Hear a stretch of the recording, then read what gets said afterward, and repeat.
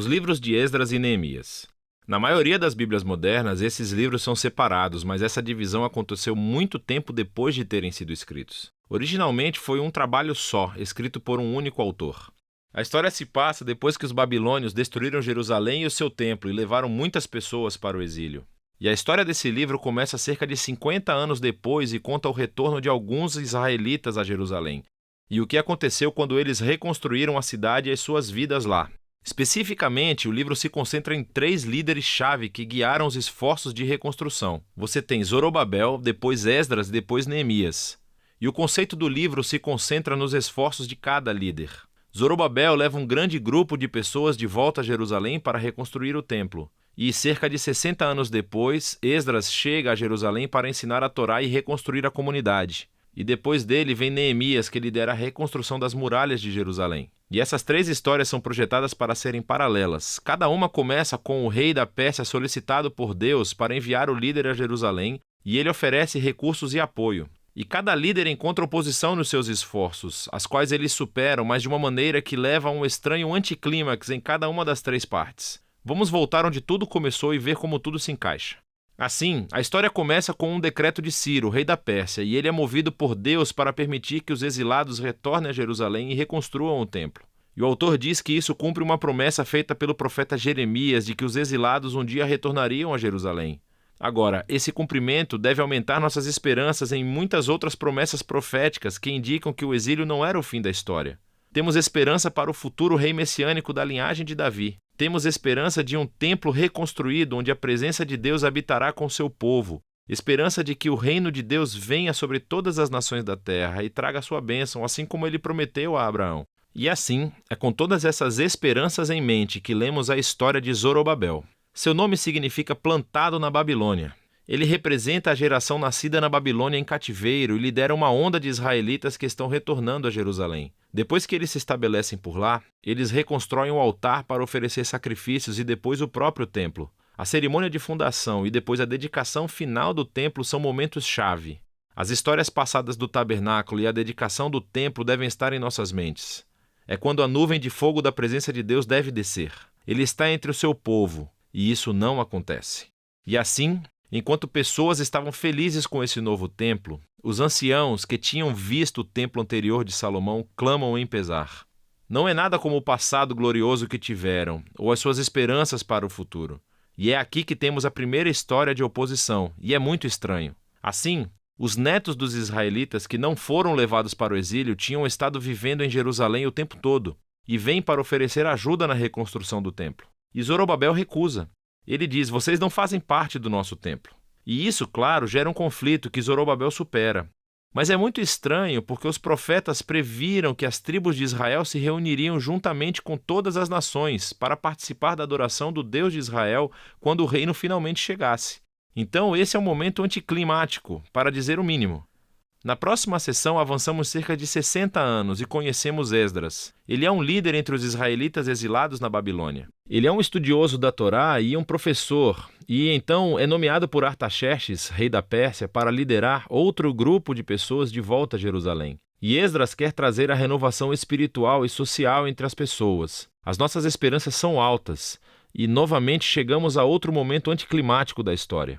Esdras descobre que muitos dos israelitas exilados que voltaram se casaram com exilados que viviam em torno de Jerusalém. Alguns deles não eram israelitas e quase com certeza alguns deles eram. Esdras então apela para os mandamentos da Torá, que Israel deve ser santo e se separar dos antigos cananeus. E então ele diz que as pessoas que vivem em torno de Jerusalém são como os cananeus. Elas vão corromper os exilados. Então Esdras oferece uma oração de arrependimento e é muito sincero. Mas depois ele convoca todos os líderes e faz esse decreto de divórcio, que diz que todos esses casamentos devem ser anulados e as mulheres e crianças mandadas embora. E o decreto é cumprido apenas parcialmente. Temos uma lista de alguns dos homens que se divorciaram de suas esposas. A história é muito estranha por várias razões. Primeiro de tudo, Deus nunca ordenou que Esdras fizesse isso. Foram os líderes de Jerusalém que levaram Esdras a fazer o decreto. Segundo, o profeta contemporâneo Malaquias disse que o exílio deveria se importar com a pureza. Mas ele também disse que Deus se opunha ao divórcio. E assim gera os resultados mistos do decreto. Tudo isso se encaixa nesse padrão estranho de anticlímax final. o que nos leva à próxima sessão sobre Neemias. Ele é um oficial israelita que serve no governo persa. E quando ouve sobre o estado arruinado das muralhas de Jerusalém, ele ora e depois recebe permissão do rei persa Artaxerxes para reconstruir as muralhas. O rei até lhe dá uma escolta armada e todos esses recursos. Então, depois de chegar a Jerusalém, ele começa o projeto de construção e também enfrenta a oposição das pessoas que já moravam em Jerusalém. Mais uma vez, estamos diante de uma tensão no meio da história. O profeta contemporâneo Zacarias disse que a nova Jerusalém do reino de Deus seria uma cidade sem muros, que a presença de Deus a cercaria, que as pessoas de todas as nações se juntariam ao povo da aliança. Mas Neemias parece ter a visão oposta. Ele informa as pessoas ao redor de Jerusalém que elas não têm parte em Jerusalém. E isso, é claro, provoca hostilidade. E assim, enquanto Neemias realiza sua visão para a cidade com integridade e coragem, eles têm que construir a cidade com guardas armados para protegê-los. Será que esse conflito poderia ter sido tratado de forma diferente? E isso tudo leva à conclusão do livro em 2 movimentos. Primeiro positivo e depois negativo. Esdras e Neemias juntam forças para promover uma renovação espiritual entre o povo. Eles reúnem todos os exilados em um festival durante 7 dias, onde leem e ensinam a Torá a todas as pessoas. E depois eles comemoram a antiga festa dos tabernáculos, para lembrar a fidelidade de Deus desde o êxodo e as jornadas no deserto. Então, eles oferecem uma confissão dos seus pecados, prometem renovar a aliança e seguir todos os mandamentos da Torá.